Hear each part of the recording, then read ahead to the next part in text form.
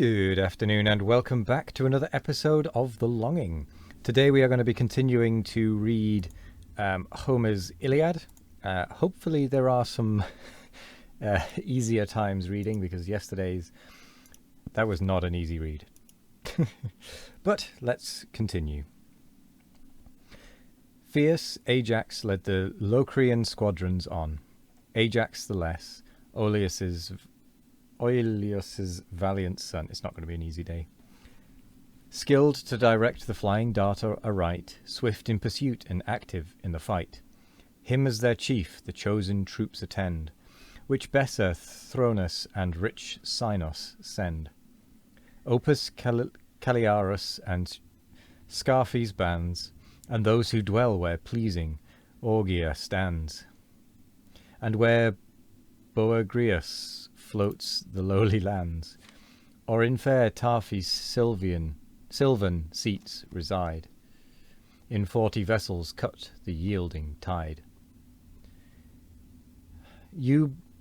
Euboea next her martial sons prepares, and sends the brave Abantes to the wars.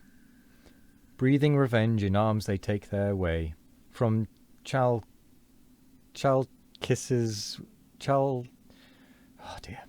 from Chalcis walls and strong Eritrea.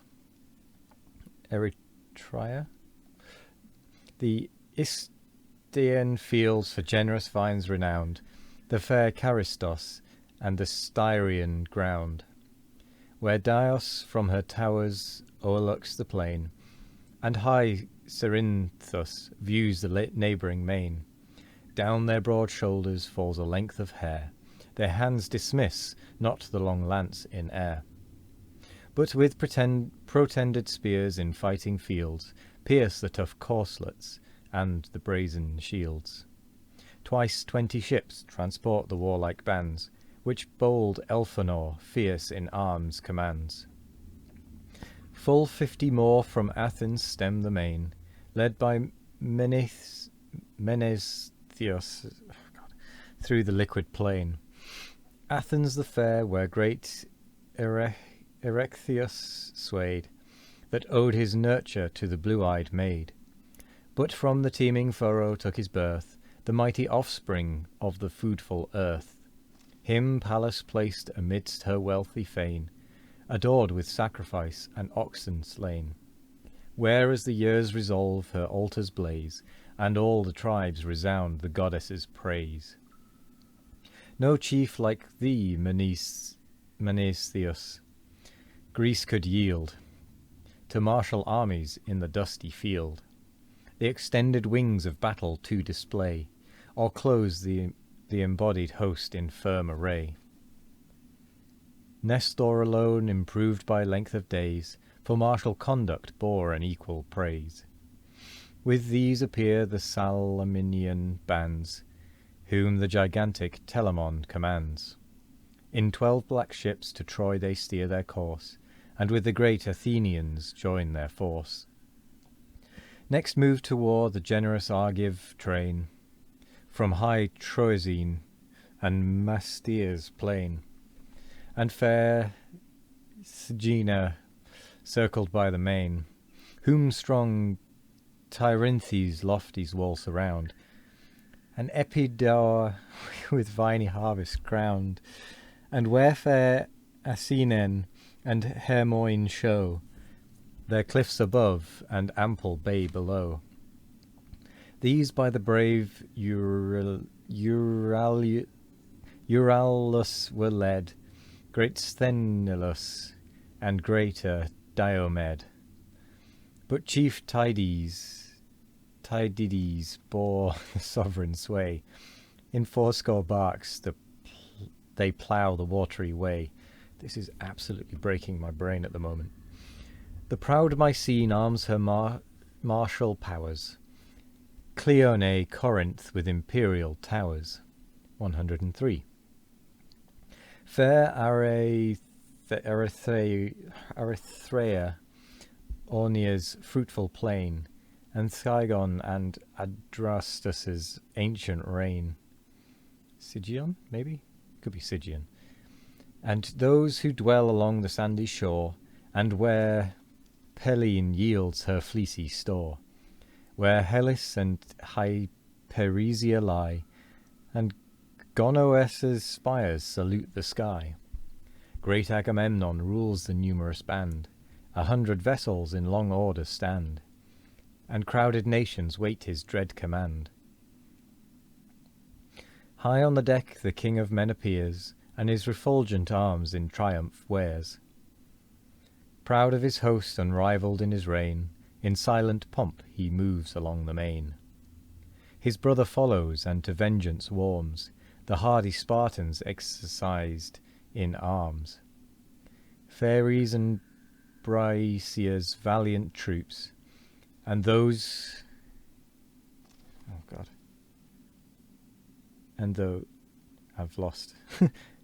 The hardy Spartans exercised in arms, Pheres and Brisea's valiant troops, and those whom Lacedaemon's lofty hills enclose, Ormesses' towers for silver doves renowned, Amyclae, Las, Augea's happy ground, and those whom Oetelos's low walls contain, and Helos on the margin of the main. These o'er the bending ocean Helen's cause in 60 ships with Menelaus draws. Eager and loud from man to man he flies, revenge and fury flaming in his eyes. While vainly fond in fancy oft he hears the fair one's grief and sees her falling tears. In 90 sail from Pylos' sandy coast, Nestor the sage conducts his chosen host. From Amphigenia's ever-fruitful land, where Sippi high and little Pteleon stand, where beauteous Arene her structure shows, and Thrion's walls Alphesius streams enclose, and Dorion famed for Thamrius's disgrace, superior once of all the tuneful race, till vain of mortals empty praise he strove to match the seed of cloud-compelling Jove. See, that one actually rhymes for a change. Too daring bard, whose unsuccessful pride the immortal muses in their art defied. The avenging muses of the light of day deprived his eyes and snatched his voice away. No more his heavenly voice was heard to sing, his hands no more awaked the silver string.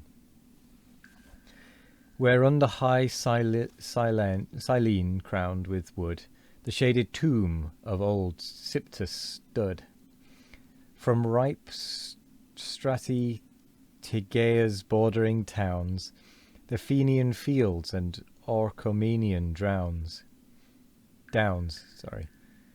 where the fat herds in plenteous pasture rove, and Stymphilos with her surrounding grove. Parrhasia on her snowy cliffs reclined, and high Enispe shook by wintry wind, and fair Mantinea's ever-pleasing sight, in 60 sail the Arcadian bands unite.